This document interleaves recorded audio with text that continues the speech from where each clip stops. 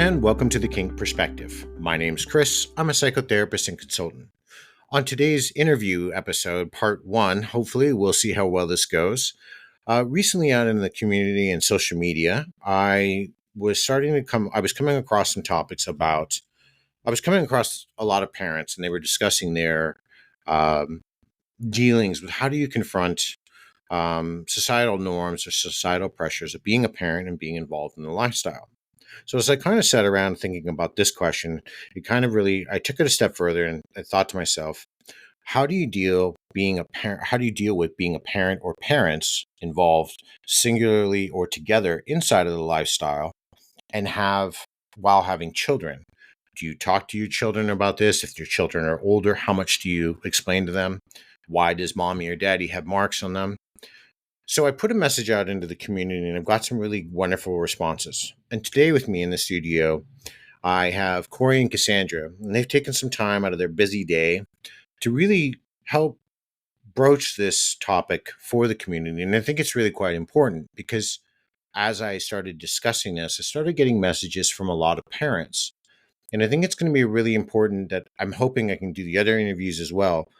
But we start talking about this because there are a lot of us that are involved in these things that in a lifestyle that in many countries, many states, the things we do aren't necessarily in the legal sense legal. So this can also make us question if somebody was to find out about what we do, or if we are a single parent and our partner decides to use that against us when we have children. All of these things we're going to discuss, not necessarily today, but hopefully in the coming shows or even in future discussions. So without further ado, Corey, Cassandra, welcome to the Kink Perspective. Thank you for taking some time out of your busy schedule to sit down and talk to me about this subject about parenting. And I guess parenting and BDSM is a great way to say it. No, we're so happy to be here. Yeah, thank you very much. We've already had kind of some pre-conversations and some emails behind the scenes. I'd really like to, maybe get a question for you. Can you two share a little bit about yourselves, maybe how you first discovered the lifestyle or became interested in BDSM? Was it one of you, both of you, or you both go like, that was an aha moment? How was that for you both? Oh, how I discovered BDSM. So I always knew it existed because with my upbringing, my father did counseling for that and he was into art. So I had seen imagery throughout my life growing up that made me aware that this was an aspect of it. But I don't think we really thought to partake in it together until we had been married 20 years. Yeah. Just a couple of years ago, we both come from kind of a, in addition to her upbringing, we both come from a background of purity culture, which has kind of colored a lot of that aspect of our life, even while married. And so, yeah, just a couple of years ago, we really started opening up to each other about some things and started communicating and exploring some things. And as far as our first introduction into the community and the lifestyle was last year around this time, we were really interested in learning about shibari. And we were looking and we couldn't really find any classes. Yay, more rope people. Yeah. Mm-hmm. We were having a really hard time finding classes. Like I could find classes, up in Seattle and Portland and, all over the place. But, here in Idaho, there really wasn't a whole lot that we could find. And a friend of ours who was on FET suggested that we make an account there and look on there. And lo and behold, we found some locally here and signed up and went to a couple classes and had an absolute blast. And then we both had FET accounts at that point. And we started looking around and going, well, that looks like fun. And that looks like fun. Like it was our gateway kink. Yeah. Okay. So yeah, look, I'm not going to crap on the rope community. I'm not. Everybody knows I joke about it quite often because you all in the rope community are the center to a lot of my punchlines because no matter what you do, it takes 55 hours to get done. Yes, and then it does. I'm already gone. My scene's over. I'm back home while you are still untying. So, yeah. No, I do have a lot, and like I said before, I have to, for as much as if I'm going to poke fun at the rope community, there's love for it because it is a different art form. It is a deeper connection. It is really understand. You start to understand more about pressure points and anatomy. You are taking quite a bit of time to learn the craft. So every time you attend a class or every time you're playing around with rope, you're enhancing your skills even more. Mm-hmm. Um, can you, for the both of you, did your journey from the lifestyle kind of just keep evolving over time, or was there something specific that stood out to the both of you inside of your a moment?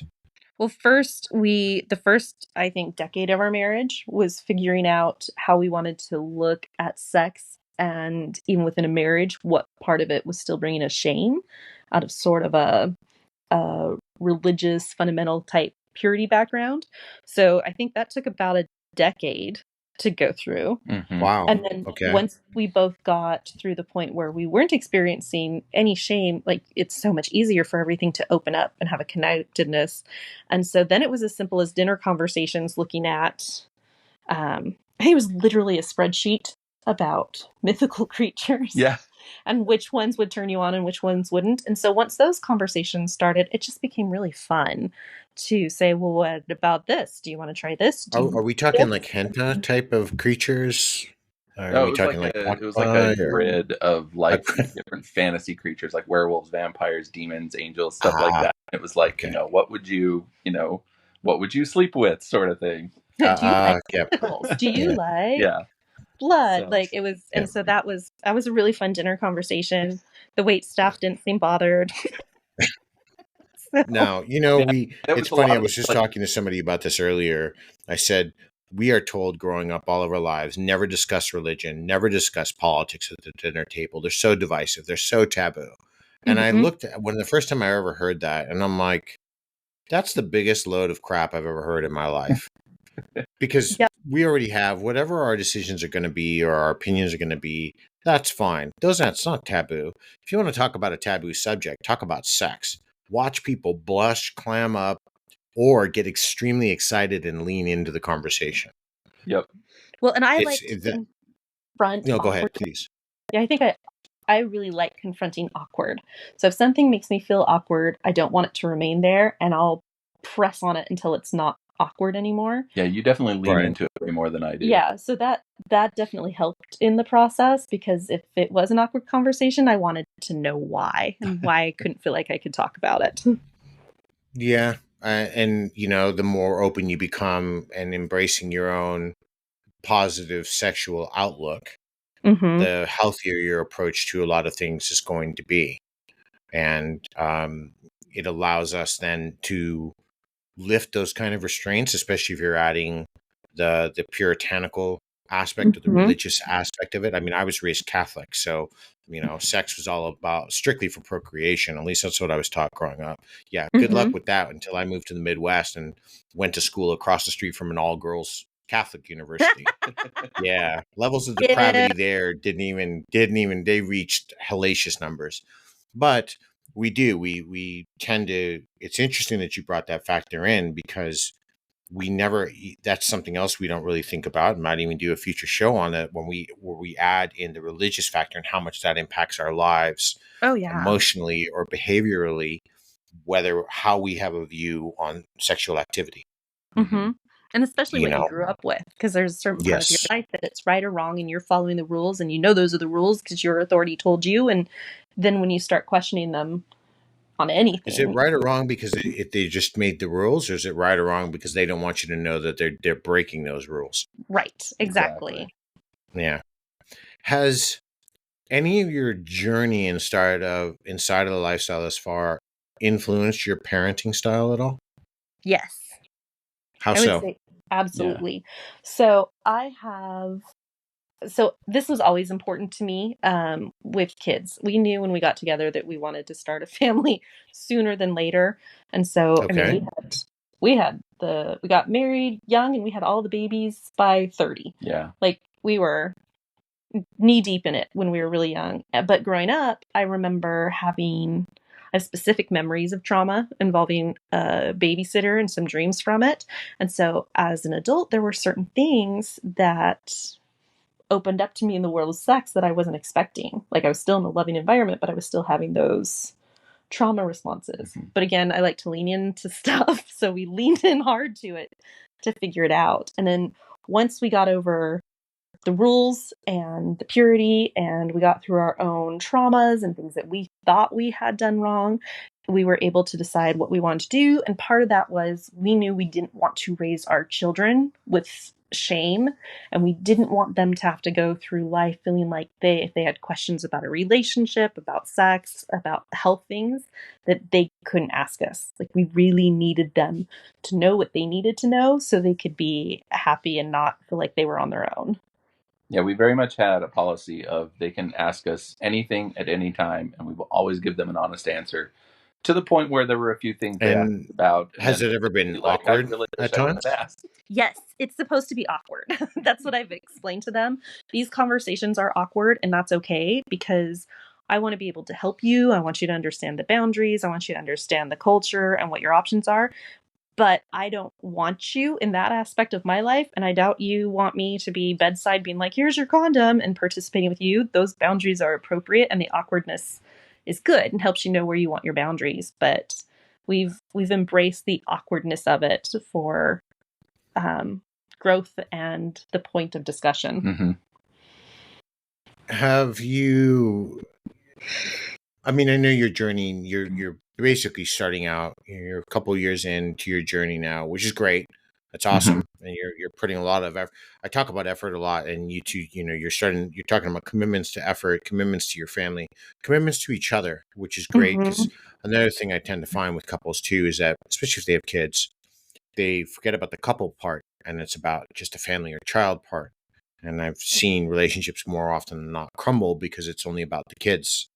Then it's about the two people who came together first, and forgetting the date nights and the exploration. So it's really nice and positive and upbeat here that you found something that's drawing your relationship closer together. Has this enhanced your relationship more through this, through BDSM? Yeah.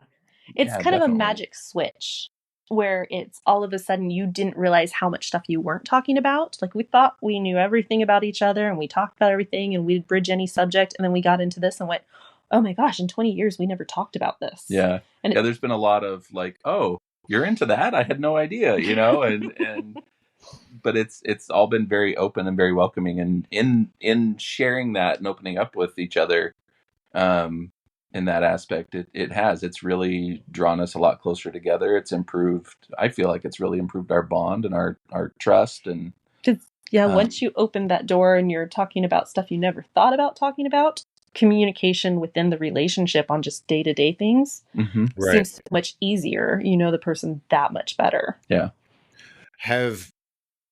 Who had to have the awkward conversation first about a fantasy? Like who was, oh my God, I wanted to say this, but I've been terrified. And then you say it and the other person's like, oh my God, I just couldn't wait. I was waiting for you to say it. Has that happened? Did it happen? I know a big turning point with it was, it took me years and years and years, like literal years, to build up the courage on this. But I just remember one night we were out on a date and I was like, hey, I want to run this by you. Like, I kind of have a fantasy about pegging, and kind of on the inside cringing at what this response is going to be. And she got this big smile on her face and she's like, let's go to the store and see what we can find. And for me, that was huge. That was a huge acceptance thing, because that was a massive vulnerable thing for me to open up about. Absolutely. Sure. That touches bases. Sorry, that touches a lot of bases for men. Possibly, we have to be considerate of: are we feeling emasculated, less than? Are we questioning our sexuality? Are we just exploring? What about the whole dominant? Then we have to question our roles inside of the DS lifestyle. Right. So, how did you respond to that, Cassandra? I was excited. I thought it was really touching that he was telling me something that he felt left him vulnerable, or even things that you'd gotten negative feedback along those lines in the past. Mm-hmm. And so for me, it was a no-brainer. I didn't have any boundaries with it or issues with it. So it was very much like, all right, we'll try it and see if you like it. We won't know until we try it. So I don't mind trying new things with you. Mm-hmm. It's a lot like trying food from a different country that you've never tried before. It's really fun, actually. Yes, but I definitely don't remember having a burrito shoved in my ass. So Yeah, I would advise yeah, against that just yeah, for, but yeah, no. Very safely probed, right? yeah, yeah. New ways to enjoy wasabi. No, no, thank you. I'm good. No, that's good. That's what we want out of our partners. We want to be able to be vulnerable. We want to be able to Mm-hmm. be close because what you're talking about, it's not just vulnerability. What you're really talking about is enhancing in trust and connectivity inside of your relationship, which not only strengthens that even more, but then allows you to face things head on and open up the world of complete exploration. Yeah. And now desires that were just once fleeting thoughts are like, shit, that's a Tuesday. So Mm-hmm. I can't even wait to see what's going on Friday. We've got some baseball bats and barbed wire and a car battery. Mm-hmm. Let's see what's going to happen. Well, Um, go for ahead. I think with mine, I always knew I enjoyed pain. Mm-hmm. Like it was all just in general life. You know, I'm the one in the backyard when it snows with the dogs standing with my bare feet because I can. And so and so the pain and the pleasure kind of overlaps for me. And it was hard for me because I didn't understand that his didn't. The idea that someone else didn't have pleasure and pain connected was a new realization for me. I thought everyone thought that way. And so once we were able to find out those aspects of each other, it was a really fun growth way. Mm-hmm. Now, along this journey over the last couple of years, if you don't mind, and obviously, if you want to change names or whatever, how many kids do you have? Approximate age ranges? So we have three. So we have gone through most of their childhoods, obviously, and gotten to this point. We talked to them before this interview on their prospects of it, but right now they are 20 and 17 and 15. So a couple of them in the exploration range of their own sexuality and figuring that life cycle out, and one Yeah. getting ready to go off into the world and start exploring what that means to them. So that's it's an Mhm. interesting time. Does when they, how did you broach this with your kids? Did you go, one of your kids one day saw like bruise, and you were like, no, dad's not. No, no, no. It's all joking aside, no, dad's not beating me. We need to have a discussion of what this is. How did Yeah. you broach this? So it was a process. The BDSM aspect of it became a part of our lives recently. But growing up, we started along the lines of what they wanted to know and what they could handle. We don't want to traumatize them, and we don't want to hit them at the age where they go and tell everyone at school what they've learned. So we thought it would be good not to be the main topic there. They understood the basics. They understood sex, they understood reproduction, they understood mechanics of things. We went through, their education with the different body parts and what it works and gender. So by the time we got to BDSM, they had already kind of formed the idea of who they are. And they would see us come home, right? So we'd leave for a party, but we're not suddenly in trench coats.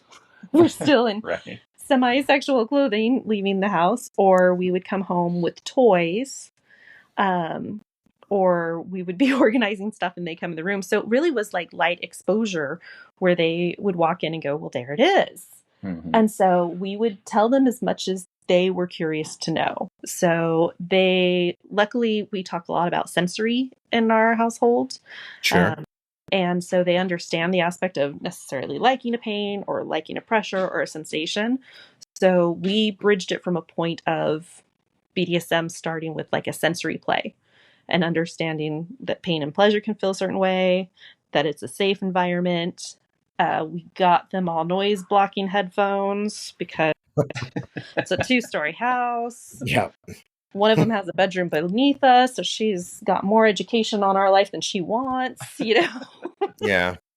But And it I was, mean, it sounds like it's healthy. I guess it does become, those concerns of how much do you want to share your private life versus wanting to educate your kids while wanting to also then maintain privacy in your Mhm. life.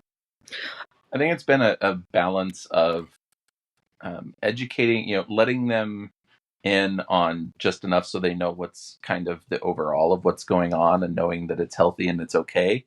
But, just as parents, we wouldn't necessarily want to know the details of that aspect of their lives. We don't let them in on the details of ours either. So, yeah, enough that they have someone to talk to. We talk a lot about the emotional aspect and the physical aspect, but and consent's huge. and sensory. Like I would say, they're very open with us, but it's not crossing that barrier of what's okay. Right. Like I wouldn't be shocked if one of our children ended up at a party that we were at, and so we've actually made arrangements ahead of time to say, if you do this, let us know. We know that we don't want to Our experience oldest. it together. And everyone's on board with it and feels like that's reasonable. Yeah, that's interesting. I would assume now, especially if you started broaching all of these subjects, and even in the last couple of years, everybody's Google search history is going to be quite illuminating if one was to read through that. That's the thing, though. At least you're bringing the healthier, positive sides to it compared to what. Don't get me wrong. I enjoy FetLife, but FetLife isn't a community; it's a platform, so we can maybe connect to a Right. community. And there was a lot of differing opinions there, or other things that are somewhat of a graphic nature that aren't necessarily representative of what the lifestyle is. So a lot of what we can find on the net can honestly be quite confusing. So your approach and why I even wanted to do this is so much healthier, because you're not only taking the information that you're learning in your beginning journey of the lifestyle, but then you're passing this on, even in a limited fashion, to your kids, and you're having an open dialogue with them. Right. Mm. And some of it's saying, hey, when we were this age and, if we were caught masturbating or if there was something we were doing that was too sexual or anything like that, what reaction we got from parents and people in the community on it, versus how we wanted to handle it with our kids. Mm-hmm. And the misinformation. We just really didn't want them to harm others or get in a situation where they're harming themselves because they didn't understand power exchange and they didn't understand that that exists in all relationships. It just gets talked about more in ours and has more consent to it. Well, and see, that's a really good point you bring up, because that was leading me to this question of there might be people who are going to wonder about the impact on your kids, or hell, if even if they're considering it, what's going to be the impact on their children. And Mm-hmm. and you're here talking about how you're creating this supportive and open environment, but then the next question to that might be, while you're doing this environment at home, and you're doing a fundamental good education for them that's much more well-rounded that I believe school is going to provide. How do you Right. maintain a level of privacy about your choices between you two? So just between us or from, No, just between you two, even away from, since we're right now, because Between us and the let's kids. say, your oldest rocks up and it's like, hey, Dad, I was watching this video of this girl get choked while she's having her hair tied to her feet and then, Mhm. hit with a brick. Yeah, Can you show me?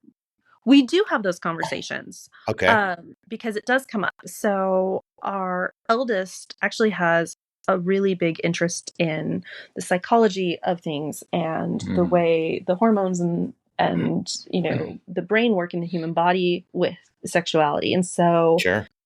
a lot of it becomes down to the mechanics. Like he's not going to ask us to roll a synopsis for him, like, so here's a brick and this is the choking, but we have conversations about the nerves, and we've had conversations about throat orgasms and things that aren't normal conversations, and we keep it separate in that I'm not saying, so you and so did this and you're asking about this. It's more like, you're curious, what does that mean, what does it do, why Just would the someone want overarching that? concepts. Yeah. Yeah, and what it means, and how it can feel psychologically is, I mean, we all know there's pleasure in it. It's more of the ups and downs and the emotions and what's safe, and the concept of good guy, bad guy comes up a lot in raising our kiddos.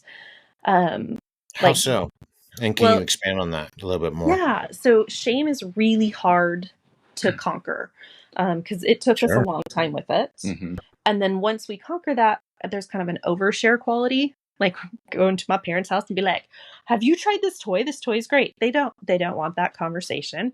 Um, but my parents were open on the intellectual part of it and the health part of it. And I knew I wanted that for our kids because I'm not in control of all the aspects of their life.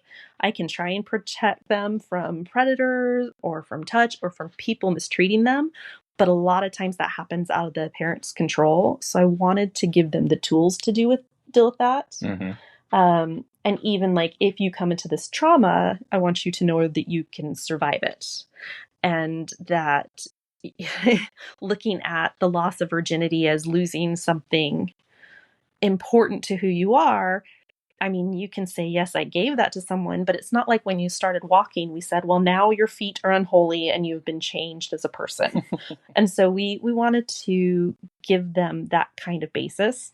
And it just sort of expanded to the point where they'll share with us. You know, he'll come in with a textbook or a psychology book and be like, hey, this is a thing and this is how they used to view it. What do you think on that? And we'll talk about it a lot and what that means in our current society. Yeah.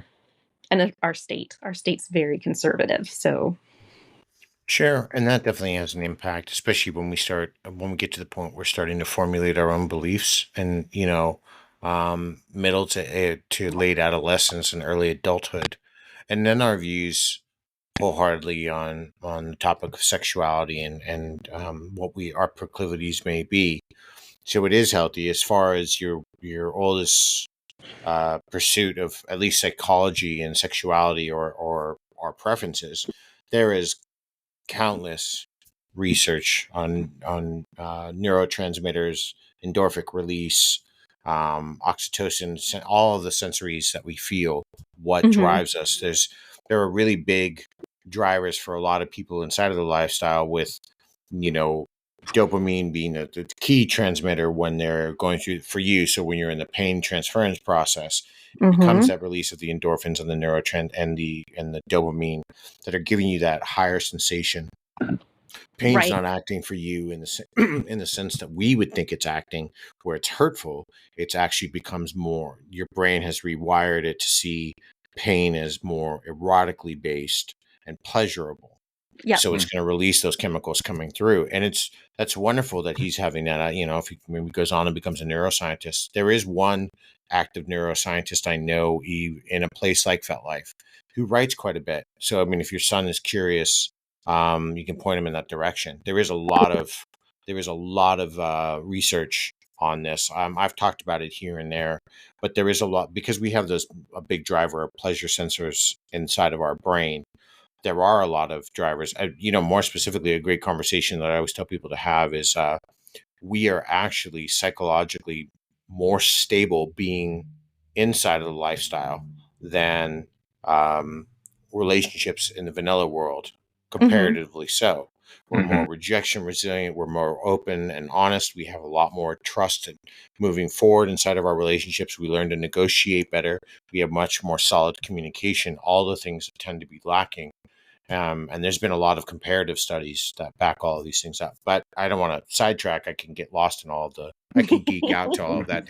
So it's really interesting, though, that you're giving him not even the potentiality, just about being open about who you two are as his parents and something that you enjoy together. You're also setting him up for a potential path in like a STEM field where he can contribute something meaningful, whether it's directly or indirectly about the lifestyle, but can contribute more to it.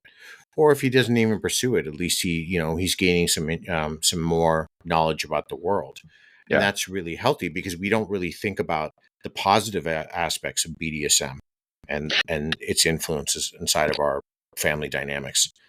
Well, and it's been really interesting how it impacts their relationships in the world. I know going through junior high and high school, which is a major time of transition, a little bit in elementary, they became the kids with the information. So anytime someone had a question, like they went to our kids for the answers as it, and our kids really enjoyed that role to the point where, they've had to confirm to a friend, no, your anatomy is normal. You have nothing to be ashamed of because, a lot of times kids are just left On alone their in the own. world, To kind of seeing fend how for they're themselves. different. Yeah. Well, and information is power. When we are young, we have access to it. We don't, we're more interested typically in that age range of playing video games and avoiding homework and maybe trying to text that person we really like, but not tell them we like them, but show them enough attention that we like them. And that's it. That's usually our experience. But when you're talking about having the ability to start gaining knowledge, especially if you have a really healthy relationship with your family, Mm-hmm. and you can ask a question and you're not going to be crucified for asking the question, and you're not going to feel embarrassed or shocked or be ridiculed for asking the question. No, You're and going it, to get an answer to it.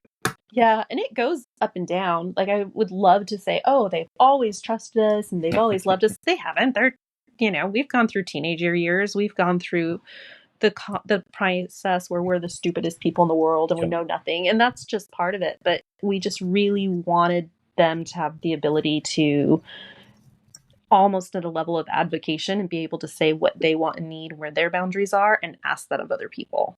And that's really valuable. I mean, you're no matter what, however much knowledge or whatever pursuit, or even if it's a flight of fancy where they think it's really interesting what you're doing, but that's all the care they give to it.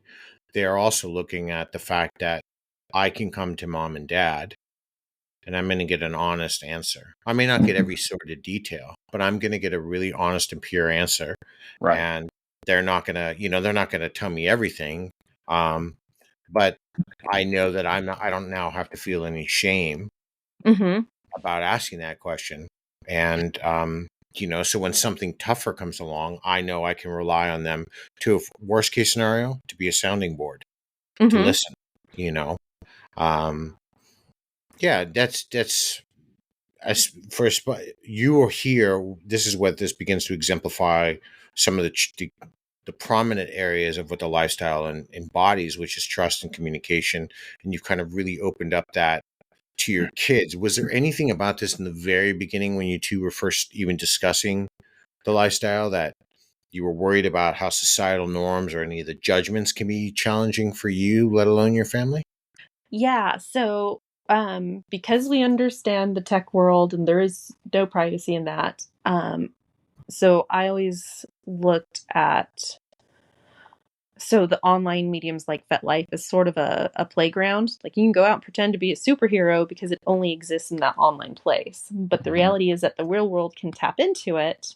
So then how do we want to set up our profiles? How much of our face do we want to show? What would that mean if, um, teenage friends found it? Or what would that do if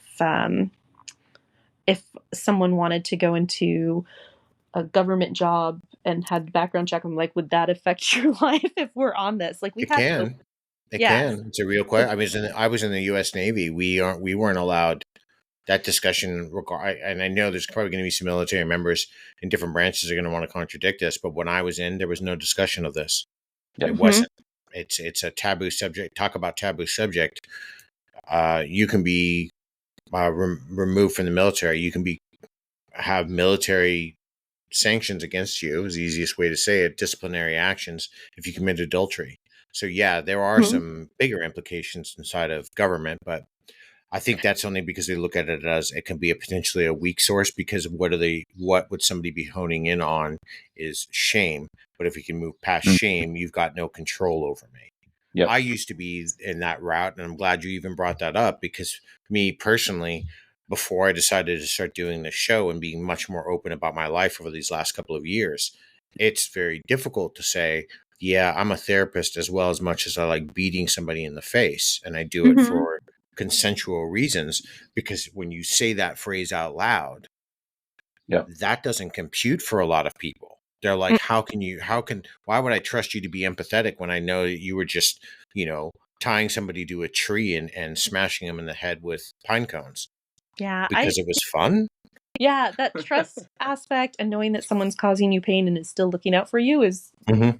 very big part for me, I Yeah. think, in that lifestyle.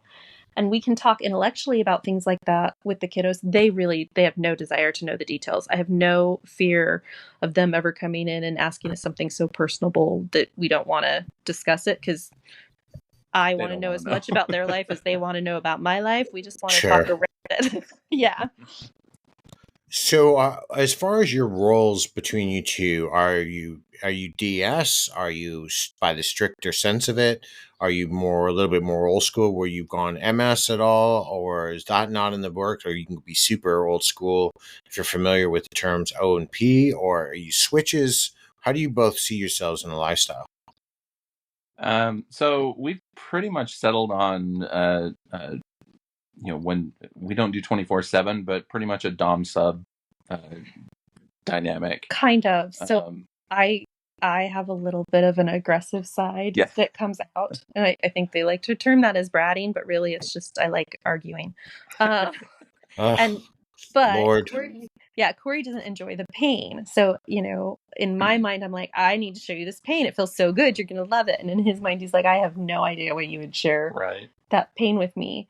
So we settled into what works in our relationship. Mm-hmm. And I think most of the people that know us think I'm the dominant one. yeah, the Are you dominant one. topping from the bottom?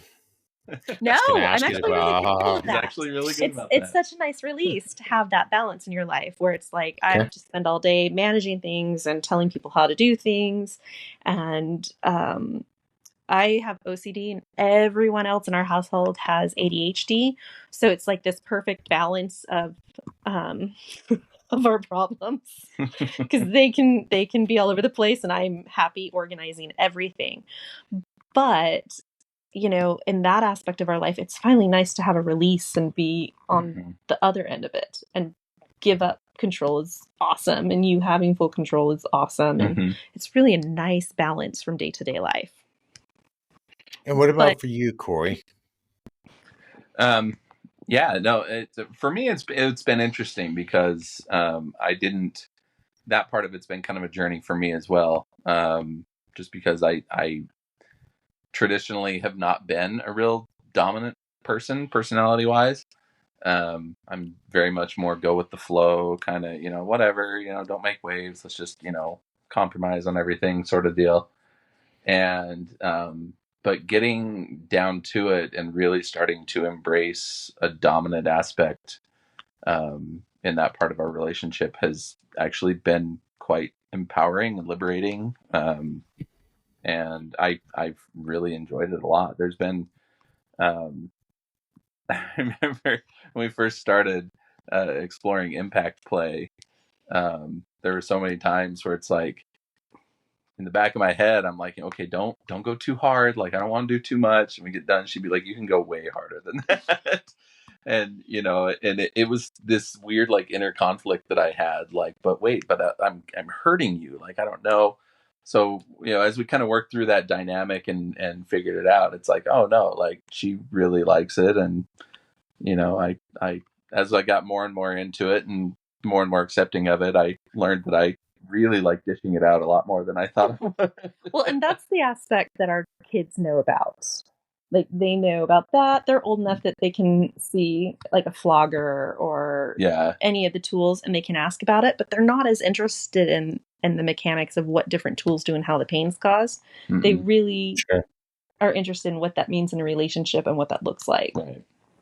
Well, yeah, because, we know, yeah, being younger, I think our priorities are considerably different. If we have to put that much effort into getting into a relationship, that might be a little bit difficult. It sounds cool. Everything we do does sound cool, but we don't understand a lot. Even as adults, we tend to fail to understand how much effort goes involved to learning how to tie a rope or to paddle somebody properly, or where you can actually shock somebody. And nothing against being young. I think sometimes we don't have time. We don't have that much patience for that. We just kind of want to get in and touch some stuff and feel nice and warm and gooey, and then that's it. We're happy, and that's kind of our centralized focus. This does add a new, that new element. which that's interesting you're bringing this up, because this brings something to mind. Do you find that any of these principles or practices of what we do in the lifestyle have kind of influenced your parenting style at all? Oh yeah. Yeah, How a lot. so? We live, so where we live, we have a very, very very active and very education based community. We have there's groups that are very dedicated. They hold classes every month to introduce new people to the lifestyle, give them a rundown of terminology, basic etiquette, what to expect at parties, stuff like that. And one of the big things that is really, really pushed heavily and talked about a lot in the community is enthusiastic informed consent. And that's something that we have very, very much passed on to our kids. I think that's been a lot of it. It's just a lot of the fundamentals of things within the BDSM lifestyle you can translate pretty easily over into vanilla life, and they're quite beneficial. I all the years I went to school and did sex education and everything else, like nobody ever talked about consent the way they do in this community. And it's crazy. Like everybody should have that level of education on consent and what's appropriate and what's not. And the resource, every time we want to look into something new or interest in something, there's people we can go to learn about it and what to be wary of. And that's right now what we can help provide for our children as well. Yeah. Well, yeah, because and I think you really touched, Corey, you really touch base on a major thing here. We don't really, or both of you actually have throughout this, is we don't really understand about consent. How we don't understand enough about consent when we're in the vanilla world as adults. We don't understand about how much we need to ask somebody about certain things, or we take a lot of things for granted. That's not an excuse for certain behavior. I'm just saying that's a very generalized way to approach that when we are inside of the lifestyle, because we are so consent, centric and focused. Um, I'm more about consent prior to. I don't change when I'm setting up a scene. This is how the scene will go, so everybody kind of knows.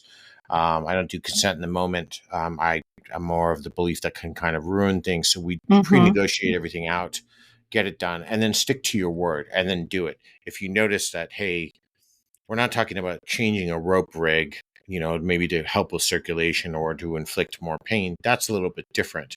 But if we're actually talking about you've only consented to the rope tie, and then, oh, well, maybe if I add in the element of paddling, no, then that's different. We didn't consent to that. That's a really, that's where we lie. But because you're mentioning this, and it really kind of leads me to this next point, because we do emphasize so much consent in the lifestyle, and you've emphasized a lot of these discussions around your family and does this alter any of the boundaries of your parenting style when you talk about consent with your kids? Yeah, I would say absolutely it does. It comes up the most, I would say, for our oldest in those nonverbal communications, are the ones that don't go fully in. So, he's had ones where he said to a partner, I don't feel like doing anything tonight. And that partner's like, well, if you're not devoted to how I feel, I don't want to be with you. And he would come to us and double check and say, it feels like a manipulation. But oh yeah, that's 100%. Right? That's But he emotional wasn't manipulation sure. right there. He wanted to know, was it me? Did I not take into account their feelings correctly? Or was this them not listening to my boundary? And I love having the ability to talk to them about that aspect and take away that doubt in it. Because you can very easily fall into, I consented, but I had no idea what the emotional baggage or everything that was coming with that meant. And Sure. so a lot of the conversations that used to be like, this is educational, it works this way, but don't fall into this and watch for these red flags, now is like, okay, but what are you trying to get out of that? What is that person trying to get out of that? So that they can look at their own relationships and figure out what the purpose is behind why they want to do that. Well, and I think as far as parenting styles go, Cassandra and I were talking about this earlier tonight. We actually really take into account, as we're communicating with our kids about things, what they have and have not consented to in the conversation, like knowledge wise. Like, there's we don't act out our dynamic in front of them, for one thing, because that's not something that they have, just as you wouldn't act out, traditionally, like, in a public store or something like that, a retail store or whatever. Those other people there have not consented to be a part of that scene and Yeah. that dynamic, and so we really work. Weirdly, in our community, though, that seems to be picking up speed again, which I'm been very adamant. Again, lately, people flashing different subject, but since you brought that up, I've seen Yeah, this the yeah, rise in social media posts yet again, where we are doing non-consensual acts or bringing our kink to public spaces where the general public hasn't consented, and then they're just yep, doing it for social media clout. But yep, yeah, that's Mm-hmm. my soapbox speech on that one. yeah, yeah. Yeah. But we've tried really hard to like integrate that in with how we interact with our kids with the topic and all of this as well. So, And we know, we own the house, we raise them, we are aware that we already have a relationship of authority with them. And so overshare or the demonstrations of it, they don't have a choice to, because we're the parents and they're stuck in this house, and we don't want it to be that sort of dynamic where they're right. stuck and uncomfortable. Sure. Yeah, no, I understand. It's not that whole, I brought you into this world, I can take you out type of mentality. Yeah, it just comes naturally. Well, and we raise them with the concept that, I know you think that America was founded with Puritans, and, we have, the mark of adultery and the Scarlet Letter, and we have all of those things that are normal reading, but we're not always historically true to them or ourselves as a community. And so it was important to us that I'm like, hey, when people settled places with their family and they lived in a 1-bedroom house, the parents still had lots of kids. It's not like they were sneaking off to the barn to keep the kids pure. Like, the whole family was always aware of the activity that was happening in that house. And, how do you think they dealt with that? So we've had conversations that way, so that, we all have an idea now that it only happens in the bedroom and you lock the doors and no one comes in. But the reality of the world is it hasn't been that way, and it doesn't always work that way. But they were all gifted noise proof or noise canceling headphones so that they don't have to overhear things when they're trying to sleep. Yeah, no, I mean, it's understandable. I mean, it's even interesting that you talk about, because I mean, depending, do you mind expanding a little bit even on what religion you two both follow? Oh, absolutely. So mine had a lot of the fundamentalist baselines, like no women were in leadership. That was laughable. And there's obviously no sex before marriage, and thoughts are just as bad as doing something. Like, it was very much a fundamentalist church, even though they didn't have a Are we talking denomination. fundamentalist like Mormonism, No, or it was just a non-denominational Christian church, but their okay, rules and expectations with genders and relationships were very extreme. okay, um, which was an interesting balance with my household, because, my father's a psychologist and he had done a lot of work and counseling in um, sexual therapy and that. And so it was really funny. I had both sides of it. There's a little sure, dichotomy there. And so I had the education and the knowledge, and then don't touch anything, don't do anything. Yeah, right. It's a And then, conflicting back and forth, which makes you then question everything. Well, yep, I only asked because when you did, you were talking about how the states were, we were for the formation was very complex. A lot of it, there was the religious component to it, and that was the Mhm. great thing about our founding fathers. They knew, though, we had to separate what we do from what we believe, or what we are Mhm. from what we believe. yeah. Um, and so did. And Corey, what about you? Are you part of a? Were Well, you raised non-denominational, or I was actually raised Mormon, and went all through seminary up through high school, and then so? When does left the the poly church. life start for you? Yeah, right. It seems like that would have been the first way to go instead of BDSM. I don't know why we didn't. But yeah, no, I was raised Mormon. When we got together, I had left that church, and we decided to find a church together, and so then I became, you know, evangelical Christian, was at for a long time. We're actually kind of a unique household right now, I guess, because in that regard, because I have since kind of deconstructed a lot of that and stepped away from a lot of that. Sure. And Cassandra's still very much yeah, I still have a spiritual and faith yeah, like we both base, but it's not, doesn't govern other people in the world. Yeah. Right. Yeah, like I would say, her beliefs are very progressive as far as, compared to her upbringing. Sure. And that, but I mean, we have a lot of discussions about that as well. And I would say the consensus in my family is they know I'm a little bit more of the risk taker. And if they, like, even if my sister had questions, she'll call me. We have very comfortable conversations about things that you don't discuss over the dinner table. But I'm pretty sure your side of family does think that I corrupted me. Very much Yeah, so. very much so. Yeah.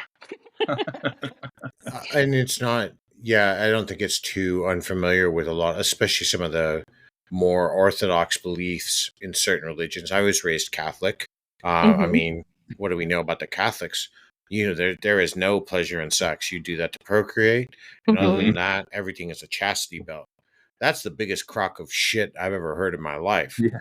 I went to a Catholic university in the States, and I was right across the street from another one, and there was more depravity between those two schools than I'd ever seen anywhere else in the U.S., and I'd been to quite a few schools. Oh, yeah. So, there's repression from religion has different effects on sexuality, and for some, it keeps them on the straight and narrow, and they believe. I don't want people to think that I'm trouncing God, so please don't send me an angry email saying, "What did you beat up on God?" I'm not. We all have our beliefs, and whatever you believe in, whatever magic man you believe in is in the sky or woman, that's on you. And I'm not here we're not here to trounce that. I do believe, though, that our sexuality and our proclivities in sexuality can be influenced heavily by religion and what others believe and how we are. I mean, it's our upbringing. If they tell us not to eat a cookie and we're going to burn in hell if we eat a cookie, we don't eat the cookie. Then we learn we can eat the damn cookie and we're not going to hell and we're going to actually enjoy it.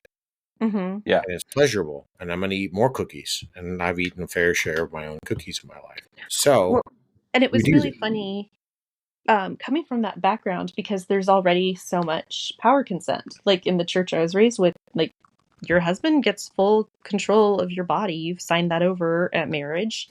Yeah, there's already that power exchange without actually calling it that. And I always thought it was so weird because they're like, read the Bible, and you read the Bible and you go, that is not at all what they're saying in church. Like this does not seem like a church appropriate Bible. Sure, yeah, and that comes always down to somebody else's interpretation of the written word, Yep. and how we discuss that. What I'm curious about then for you two, how do you, if at all, cope with any potential judgments or even misconceptions from those outside of your immediate family circle or outside of the BDSM community regarding both of your involvement inside of the community while having kids?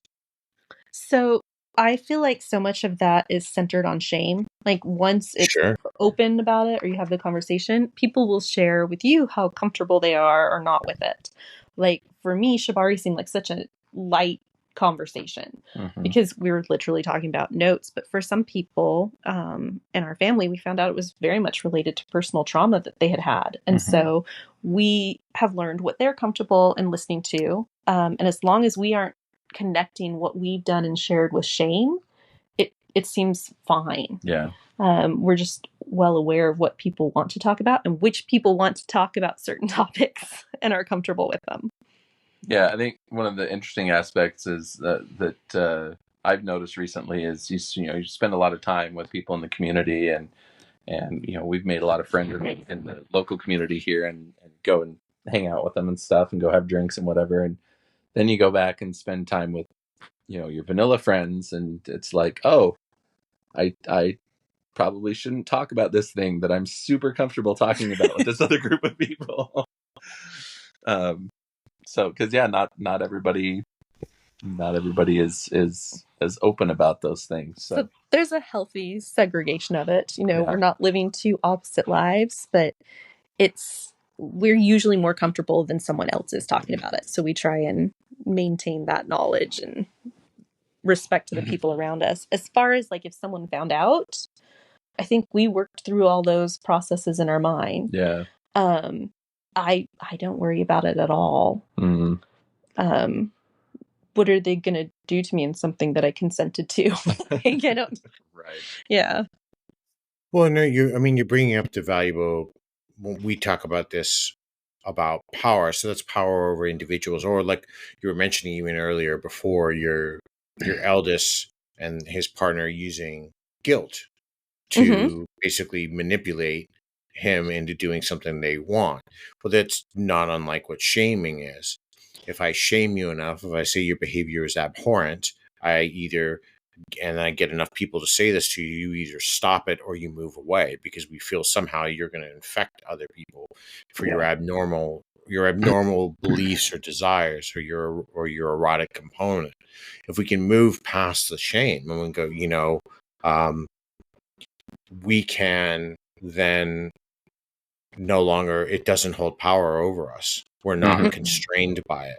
And it's interesting that you're bringing that up, because I was in a client session this morning, and this is a person that's looking to, we were talking, the subject of making friends as an adult came up. And when we all hit about a certain age, 40, 45, it actually gets quite difficult for us to start making friends, because we're steadfast in our beliefs. So we need to find somebody who's going to align with us. It's not necessarily an echo chamber, but in doing so, that maybe put a message out into the community that you want to maybe meet somebody that you can develop a friendship basis with to talk about things.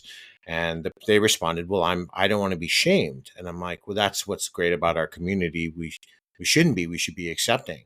But absolutely that happens. And I said, if somebody leans into the shame, don't give into it. Who cares what they think? Delete the comment and move on. You hold that power. That's your realm. And it's so much what you're saying here is, when people try to shame us, they're attempting to take our autonomy away and say what we're doing we can't do just because they wouldn't do it. And let's be very clear. These are the same people at the end of the day that in the closet somewhere, that they've got their husband dressing up in fishnets and putting lipstick on his face while she is masturbating on a bowl of Pepto-Bismol. Right? Because they have the most screwed up, and there's nothing wrong with those fantasies, but they have some very dark things going on.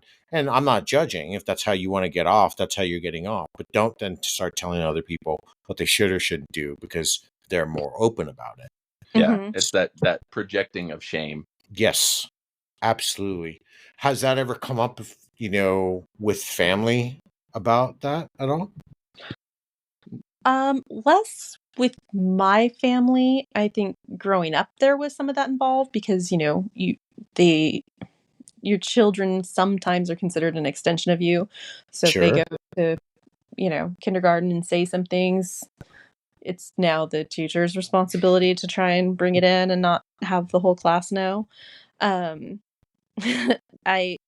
the ADHD, I did have some teachers back when one was in high school reach out to me and say, hey, he keeps saying inappropriate jokes in class, but they're phrased really smart, so like not everyone catches on, but could you make him not do that? And I was like, you're on your own. Like, impulse control is a thing, and I think he finds it really funny to speak in innuendos. So I don't want the shame there, and he can handle his own consequences, and we just didn't try and bridge that in. Yeah. Well, and that's the thing, that you two have really accepted where you are. You've accepted and embraced what you both want to share. You've entered the lifestyle together. You've been discussing it for a long time. You're having conversations about having sex with space aliens and octopi. So it's not that you're comfortable with it, and the more your exploration grows. And Corey, I think it's wonderful. Like, if there was a part of the world that you may have were worried about being vulnerable. It was a concern. I like to use the word concern over fearful. It was a concern about being vulnerable, or what that appearance may be, even to your wife. You leaned into it, and she reciprocated. And how was that? Did you both go through with that scene together? Oh, yeah. And then how was that for you, Corey? It was great. Yeah, it was. What you expected? Did you? No, it was actually a lot more than I expected. It actually was the first time was actually quite an emotional experience.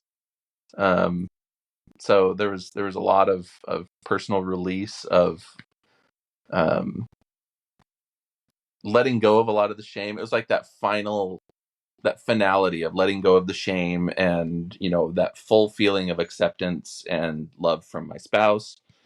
Um, and yeah, it was actually a really cool connecting experience for both of us.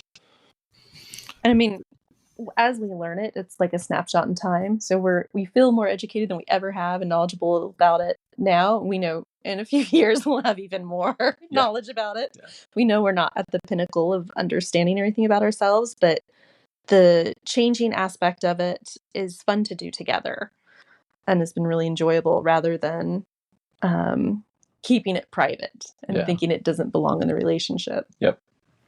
Well, and that really eliminates, see, it breaks that barrier where we start getting fearful of talking about our thoughts. What we're really talking about here, too, is you're getting into to the levels of what we call enhanced intimacy, and the ways that your engagement with your lifestyles really brought your intimacy to a new level, has allowed you to connect, and raise your trust, raise your vulnerability, strengthen your bond. It's something we don't typically do inside of our relationships, or it takes a lot longer when we're not elevated in this process. Again, that becomes the cross reference between how we look at the vanilla world, and look at BDSM. Because the worst case scenario, it could have been for Corey, it could have been, all right, I'm kind of interested in this thought of pegging. And then because Cassandra, you could have come back and said, "Oh, I understand that it's not my thing."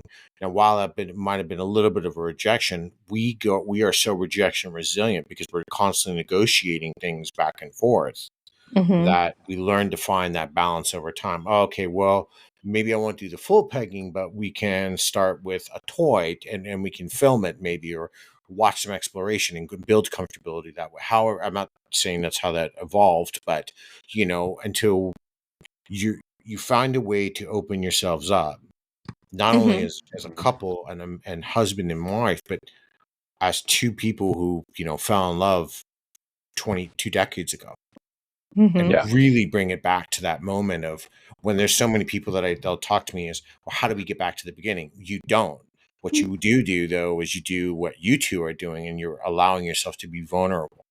That becomes a key, and BDSM does have a way of allowing that to become a conduit to our vulnerability, which has now given me another thought for a paper. So, um, but that's what we do in psychology, because we don't think about things, and so we're talking about them. But you are your vulnerability, Corey.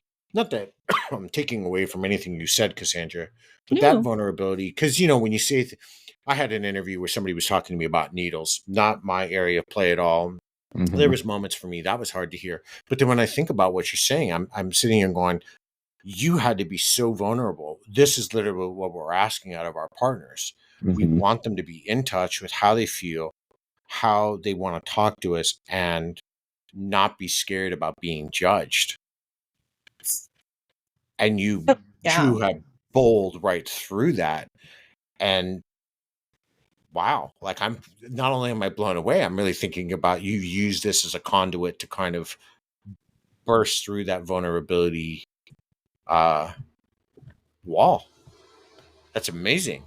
I'm Yeah. sorry if I'm sounded like my brain is going about 6 million miles a minute right now, because it really, like, wow. Yeah. I'm just going to write this down. Please. Yeah. Expand on that if you want. Cause I like to, especially when you're talking about any potential shame in revealing that vulnerability and going, oh shit, what if I say this and she picks up the kids and runs? Has there ever been that line for you at all? Of Like, course. Yeah. For me, I was very protective of our children. And so going into the world, I wanted to protect them from anything that could happen. And I was determined that if anything if they reported anything going wrong, I would listen to that first, and no matter who it was. So they were in no danger at any time of, molestation or abuse from me and my husband, but we can't predict it on other family members. Right. But at no point was I like, I'm in this relationship no matter what. Like, I would have picked up and left for something like that. And I think you obviously would have too. Mm-hmm. But now the vulnerability is so much more apparent in the conversation, and the act of it is more intimacy, it feels like. Yeah. Because that particular, instance, especially in our culture, and especially with religious upbringing and everything,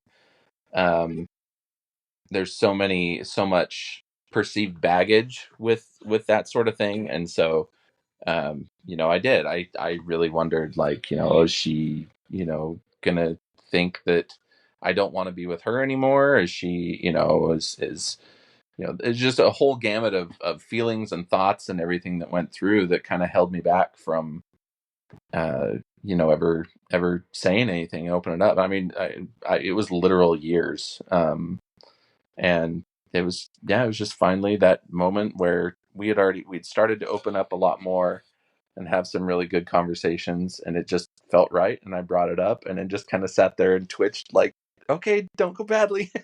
I didn't even know there was a fear in bringing it up. So, well, but it's the internalized feelings we have because we are playing out the whole conversation in our head. And that's what, and first I want to appreciate your openness and your candor about this, Corey, because getting men to talk, this is what I do when I work with men, is it's very difficult for us to open up about any concerns or fears. And so it does leave me, did the fear go through your mind at all that Cassie may look at you and go, oh, well, shit, if you want this, where's this leading with this? Did you do the whole, she's going to question my sexuality? Oh, yeah. Yeah, I definitely wondered that. I wondered, because I knew I was secure in that regard, but I'm like, is she going to believe me? Is she going to think that I'm, hiding something? Is she, that was all playing out. And I mean, having ADHD, I already have a little bit of rejection sensitive dysphoria. And so that just compounded it in my head. So, playing out all the scenarios that, of course, had not happened and weren't necessarily going to happen, but in my head, they were a reality. So. Well, but that's it though. Like, you sit there, you wrestle with it, you have the conversation, the moment that that word leaves your lips, it's out there. And that vulnerability, that panic is on high. And I'm going to assume that from the moment it left your lips to the moment that Cassandra answered, that must have felt like an eternity. Yeah, it really did.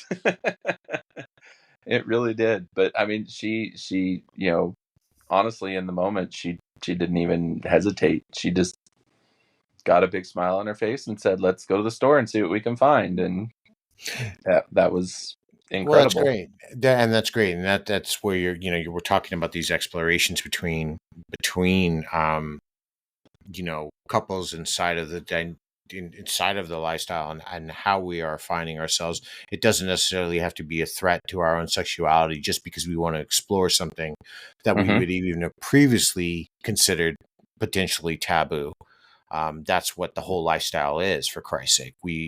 Everything we do here is pretty much taboo. It just depends on the extreme nature of that spectrum we go. There are the heavier sides to it, and then there are the lighter sides to it. When you look at these things, or you look at you're including conversations like this, I know you may not give details, but is this a teachable moment for like your eldest to go, I was vulnerable with mom and she was so great, and it felt, I felt so empowered that I could trust telling her this is what being vulnerable looks like. Was that something for you? It's kind of, for me, it's the kind of relationship that I want to model for them, so that they can seek out those healthy relationships where they are accepted. They are, they don't have to worry so much about the rejection or the shame or anything, and understand that if that does happen, then that person's probably not a good fit for them. So yeah, it's definitely a teachable moment. Well, that's great. I mean, see, that's what this was about today, is because there's so much, not only personal growth that you two have had as in a relationship, and strengthened and grown your personal relationship over these last couple of years. The journey of BDSM for you two has also made your family better. Mm-hmm. And their childhood was so different than ours in that, everyone tried not to talk about these things when we were in high school. It was very hush hush. And, when they come home from school, their topics are like, I think I'm non binary. I think I'm lesbian. I like Mm-hmm. boys too. So it's so much more open in their generation that they explore a lot earlier, which I know can be uncomfortable for parents, but it's sort of awesome that they're able to sort out who they are. And then if they can just accept that they're going to go through changes and all sorts of things in their life, and they don't have to pick a category. Yeah, well, and we've had them demonstrate that they feel secure enough in coming to us with those things, and there's not all kids have that option with their parents. So No, and we don't. And I think, I didn't really learn about sexuality in high school. We never really covered it. We covered reproductive stuff. And, Mhm. mm-hmm. if you do X, this is what could potentially happen. And, then I couldn't go to my high school prom because she was pregnant and I had a baby. And yeah, all those terrible 1950s movies that we get shown. Yeah. Or what was it? My other favorite one was like Red on the Asphalt. And I remember that going through Yep. driver's ed. But, I would think that if we had better resources for asking, instead of our families, I'm not talking about school or what, I didn't grow up with computers like kids have now, or a Mm-hmm. handheld computer that's in the palm of our hands that gives us the world of information. But if we were able to turn to our families without shame, without judgment, and be able to ask some of those difficult or tough questions, you know, um, my girlfriend and I have fooled around. Am I doing this right? And that's going to be an awkward conversation, but it's hard to navigate that when you're young, you Yep. know. Mhm. And Yep. and who do you look for? You're not going to ask your friends, because let's be real, they don't know any more than you do. And if they're spouting off about it, more than likely they're lying so they don't look stupid. Yeah, I think the other thing I didn't touch on at all, but was huge in communication with kids, was the element of humor. Because it's such a serious topic and the conversations are so serious, but I cannot tell you how much sexual education my kids got from watching Zoolander and then coming to us with a lot of questions. Like, the humor breaks all those awkward barriers and the parenting aspect of it too. Yep. Oh yeah, I can imagine, because then they feel it's a wonderful relaxation technique to do. It's disarming. When we Mm-hmm. were talking pre-show, and I said that's part of what I even do, I use humor inside of therapy, because therapy can be really, really heavy, and we are touching on major emotional aspects of someone's life, or we're working through a trauma. But if we can make light of it, if we can, not making light of what's happened, but make light of life, and way to start increasing our own neuroreceptors and neurochemicals to make ourselves feel better, then it Mm-hmm. makes the process a lot easier. So yeah, in a difficult conversation, using humor, um, that's great. That's why, like, when I talk to people, because I'm a sadist, they'll be telling me about their story, and I'm like, well, cool, that was a Tuesday for me. So yeah, that's not really next level. If you want some next level stuff, we'll have a discussion. But Right. um, yeah, but that's great. That's the approach I think is going to be highly beneficial to some parents, because I think, what do you think that's helped you navigate having that first conversation? Do you remember what the first conversation was like for you and your kids when you sat? Did you sit them all down at once together, or was it an individual thing? So they got little bits and pieces along the way. They were Mm-hmm. so the first one that we didn't want to have was a grandmother was babysitting, and we came home, and she let us know that one of the kids had been touching themselves, and she explained how that was naughty and they should never do that, and that, leads to people being bad, like literally believed it would lead to them being a pedophile Yeah. or having a different sexual identification as an adult. And I mean, he was 3, so probably not. And so I wasn't prepared to have to guard the shame that other people were going to bring to them, that we were determined not to. So we had more repair work with items like that than we wanted to. Yeah. And the first conversations started with their questions. They were all very aware of how babies were made and where they come from. And they didn't, for them, they don't care what we're doing in our spare time to be close to each other or the intimacy. And then as they get older, they want to know about the intimacy, the mechanics. And so there was confusion. They were in 4-H. We bred rabbits and guinea pigs, and we thought they had a full understanding of reproduction from that. And it just led to confusion for them. Like, can't hug someone from behind because that's how you have sex. And I'm like, whoa. Okay, not everyone breeds like a rabbit. Now, a lot of people enjoy that position, or dogs, but Right. that's not the status quo. Yeah, the pause buttons were really funny. So it was protecting them from shame that others would bring them from outside the household, Sure. and You're then talking more like their friends. lots of them. So we had it from grandparents. Yeah, we had it from grandparents. And then we had to say, no, we don't feel like that. It's okay if you touch your own body. They were exploring. They weren't doing anything inappropriate. Yeah. And then, it wasn't like it was at the playground or a restaurant. It was in his room. So Yeah, that'd be a really awkward jungle gym conversation. right. Just And then thinking that could be awkward. Yeah. We embrace awkwardness, but yeah, we also say, hey, other people don't want to know that. Our middle child's one of those sensory wise that most of his childhood was a fight to keep clothing on him. So that led to a lot of humorous moments. And also so he explained to us that he was very bullied in elementary school, and that they decided he was gay and they bullied him. And instead of him going, no, I'm not, he was like, now I feel like that must be what those people feel like when they're made fun of for that. And so for him, it just gave him compassion. He wasn't defending on it. And that part I really like seeing in my children. I like seeing that they're not stuck in a point of view where they think, well, those people are bad. Yeah. But yeah, the first conversations usually lead to more confusion and future conversations. Well, of course, because it's kind of like when we chase the why question at the end of a relationship, when we are talking about something that's unknown, that has scary connotations. Because I can remember the first time, if I didn't know what BDSM was and I had no preconceived notions, if I had heard about it and didn't know really anything about it, I always thought of whips, chains, and yelling at people.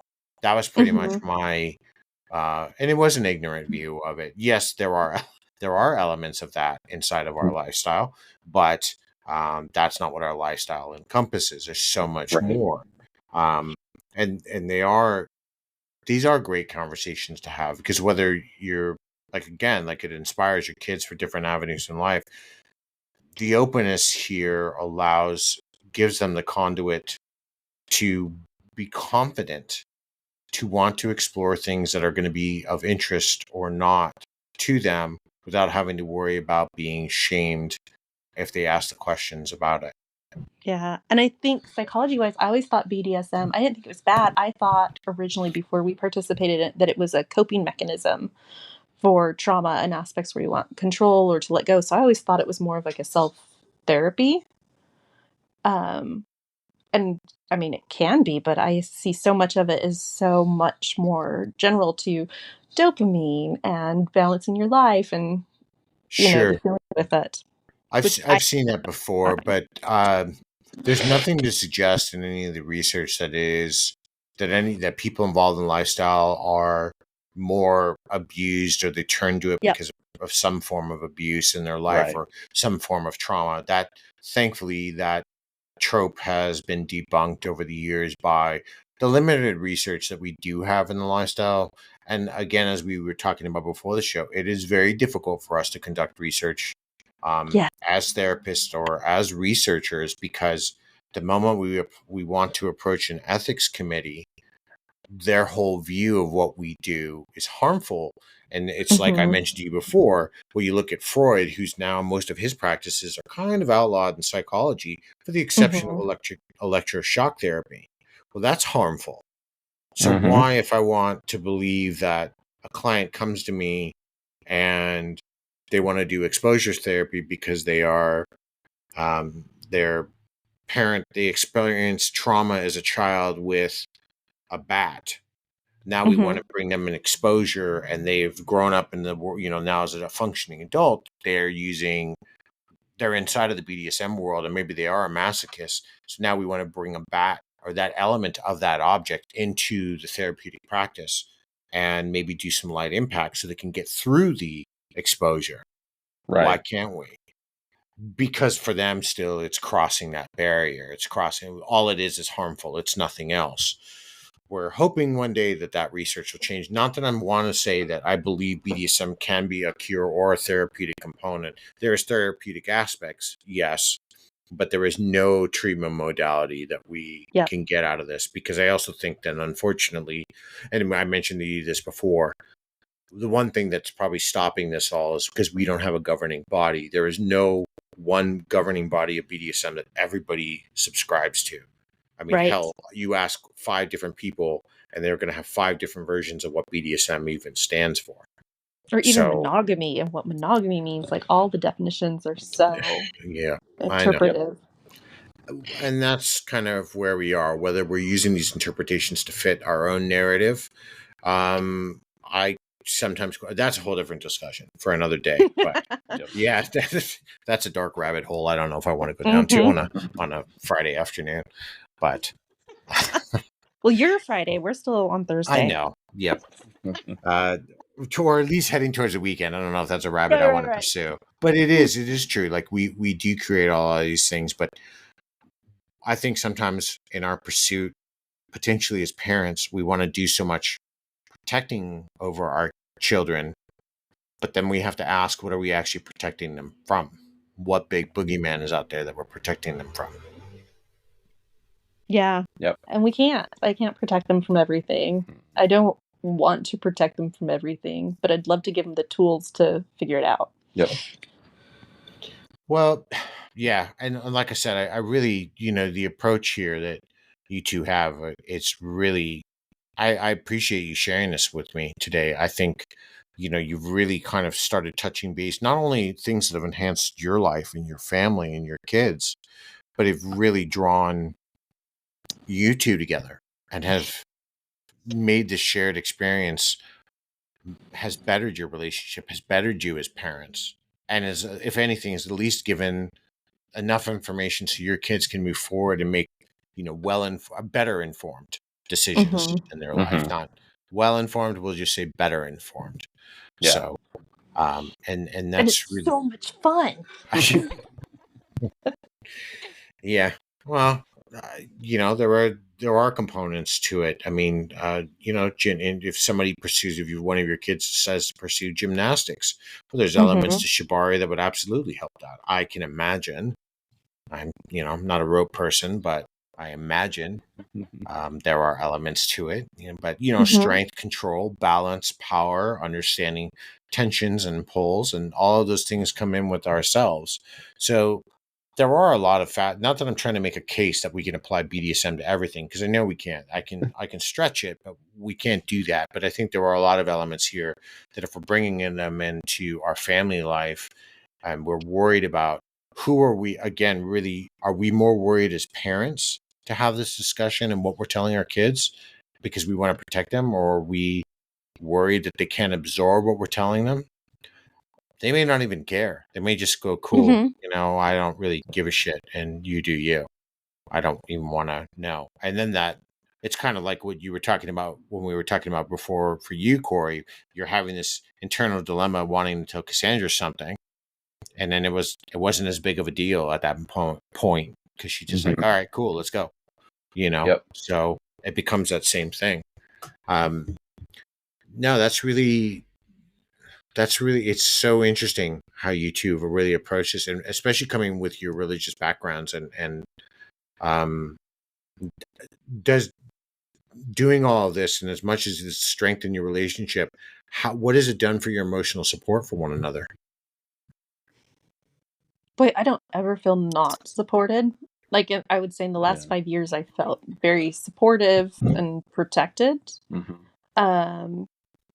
How do you feel? Yeah, no, it's I think it's greatly enhanced, any feelings of emotional support. And we've always tried really hard throughout our marriage to support each other, but when you, like, I don't know, BDSM really, within a marriage anyways, at least that I can, one area that I can attest to is it really enhances the intimacy and the connection between you. So it's, yeah, it's very, I feel like it's very, very much enhanced our emotional connection and our support for one another. Would there be awkwardness if you? I mean, I know you've already kind of discussed it beforehand with one of your kids, but if you ever ran across them at a scene, have you discussed whatever how you would approach that? Like, we ran into them at a party or something. Yes. Talk a little bit about that. We've talked a little bit about it. Yeah, I mean, it's it'd definitely be a point of, walk away, give them the space and everything that they need. We certainly don't want to be a part of it, and we're pretty sure they wouldn't want us to be a part of being around it anyway. So yeah, we want to give them their independence, very much a boundary issue, their space for it. And so that's why we talked with the one old enough that we could run into them at a party and said, if you're going, that's cool. We don't have to know the details or who you're going with, but just let us know, because I don't think we want to party together. Right. And they were like, yeah, we don't want to party with you. And we're like, okay, cool. No, So, I mean, fair enough. I think it's a valid question to at least have had the opportunity to discuss and explore, because I mean, right? Yeah, I don't know if I'd want to watch mom and dad tie each other up and do more. I think I don't know. We might move from the realm of family openness to family trauma at that point. Yeah, I don't cause abuse. We don't want to be so open that they need to seek start therapy going to for what therapy. we told them. Right. No, we want them to know that even what society has deemed deviant doesn't mean it's evil. It means it's outside the bell curve, Mm-hmm. which we all are anyway. So that's kind of how we've approached it with them. Yeah. Well, that's awesome. I mean, again, maybe one day when if you, depending on how far you're getting into the rope community, it could be inevitable, especially if you're in a place that's smaller and there's not a lot of people. Mm-hmm. If there's not wide enough selection and somebody happens to show up to a class, I mean, it could potentially happen one day. I mean, Mm-hmm. Idaho's still a big state and there's still a lot of people there, but when we start talking about our community in general, on even a global scale, there's not that many people in the world that are involved in our community. There's just not. Right. Mathematically, it's not a hard problem to figure out. So Yep. we might have proclivities and do certain things, but to the point that we're actually going to classes and going to dungeons and actually being active in our community, that's a different story. That number is significantly less. So it does make our community smaller.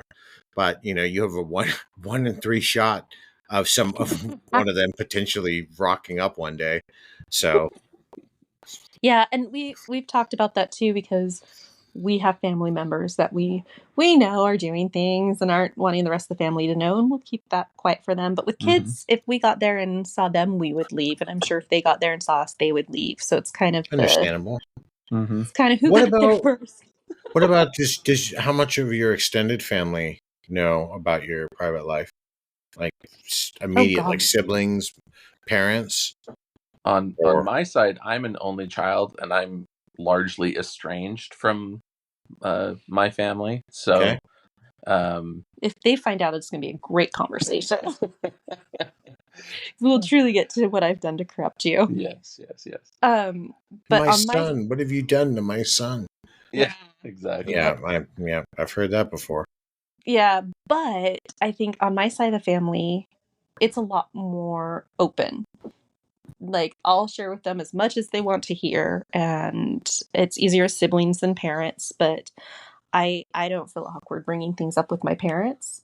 But when there's trauma around something, I'm really sensitive on not bringing those points up, because they're not going to see what we're doing from our vision of it, or that it's, causing us to be closer and intimate. They're going to relate it back to their negative experience. So we're very sensitive to that. But we also know what their negative experiences were. So there's a lot of conversation there. Yeah. Sure.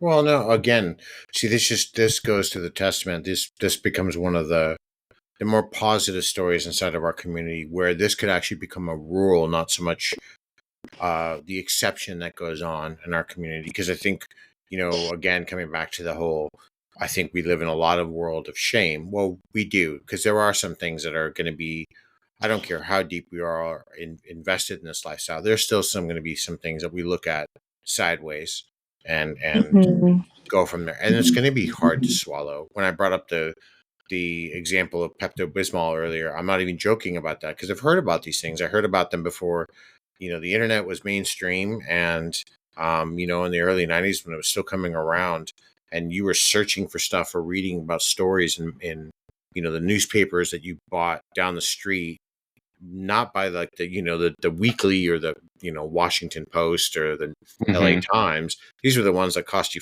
they cost twice as much, and they had a whole bunch of naked photos in them, and you're sitting there reading them as a kid or as a teenager in the back alley, and then you're reading these stories about people with these extreme fantasies or extreme proclivities, and you're wondering, is that true or not true, and how do we get to that level of thought? And it's okay, because at the end of the day, it doesn't make us strange. It just means that we have an erotic desire to do something that's not necessarily normal, but just because it's not normal doesn't make it unhealthy. Right. I do hope they bring up some topics. So in high school, when I get home from dates, my dad would always go stand outside with a caning stick to use the intimidation factor on my date. You remember, you had that? Yeah. Oh, yeah. So I know one of the first things we bought was a caning stick, because it's so funny. I just want him to ask, so we can be like, yeah, that worked really well. Now we've incorporated it. But my sense of humor stuff. But yeah, that's the kind of talk we can have with our family on it. Well, again, when we have religious purity, we're not comfortable around the topic of sex, no matter how, whether it's repression or anything else. It really does kind of fundamentally alter how we believe and think and act a way about sex. We end up looking at it as purely procreation based. So it's almost like it's transactional, as far as only done for a certain need. Beyond the pleasure realm, it's not done. I mean, this is why when I look back throughout history in the early 1920s and 30s, men, they got married and they had their wife who took care of the home and raised the kids, and sex was purely about family. But then he would have a mistress to do all of the things he couldn't do with his wife. So my question used to always be, why can't he do them with his wife? I've had those same thoughts watching the cinemas over the year. I think the first movie I saw that in was Sister Act, when he was explaining that if he does it with his wife, he'll go to hell, but he has a mistress, so he can do it without going to hell. And I was like, huh. It doesn't make any sense. Yeah. You're just trying to justify sleeping around, and that doesn't help, because if you're going to hell for doing those things with your wife, you're going to hell because you're cheating on your wife, because you're believing in the commandment about adultery. But again, totally different. I haven't even gotten onto the whole religious. I haven't approached that subject too much yet. Religion and BDSM. I've touched base on it a little bit here and there, but yeah, that's another can of worms, because I can hear the religious people waiting. I'm not going to call them nuts, but the people who are very devout. I know if I attack that, that's going to be a very big knocking on my door. You don't know, and let God in your life. And I've had God in my life. I just see God in a different way than you do, and that's okay. Yep. Or my fun one is, how do you know your God's the only God? Because why did he create so many others?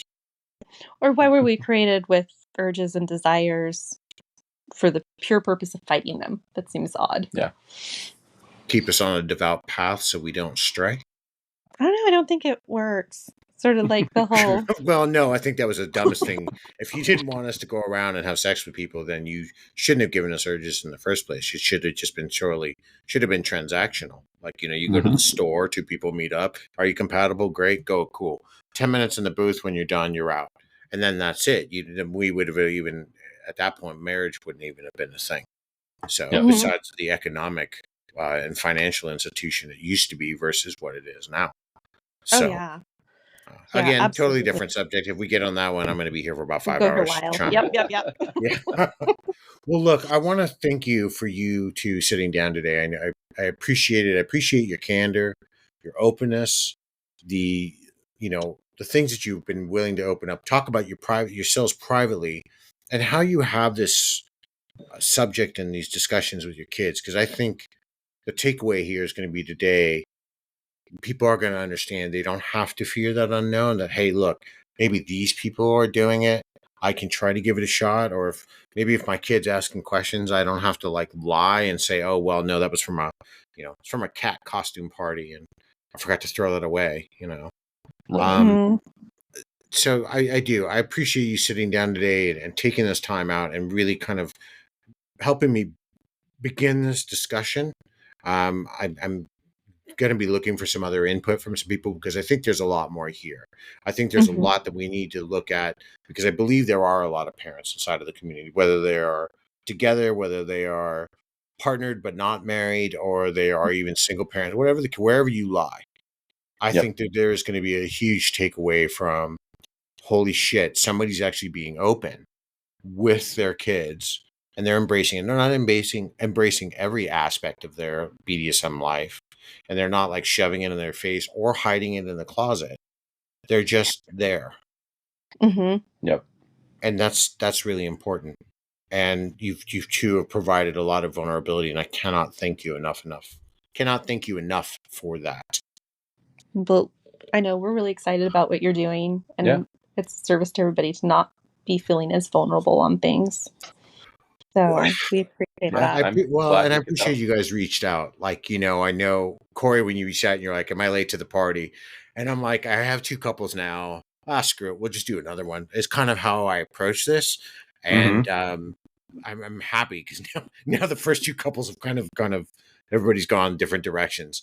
But I really think asking this question, there are more people who are considering. There might be people that want to reach out that they won't because they're not as open as they're not as confident. I'm going to say that there's not as much confidence for them, or they don't know how to still broach this. But maybe after hearing this discussion today, it's going to give them that confidence to start being a little bit more open or having some frank discussions, even with their partner. Because you two also talked about intimacy with yourselves, and Mm-hmm. that's a vulnerability to have. Yeah. And that's major. Like, we don't. I've interviewed a few couples in my time, and it is, people tend to forget that. Like, if I can't be vulnerable with my partner and tell them I want to do something like pegging, or I want you to, stab me with needles, or whatever.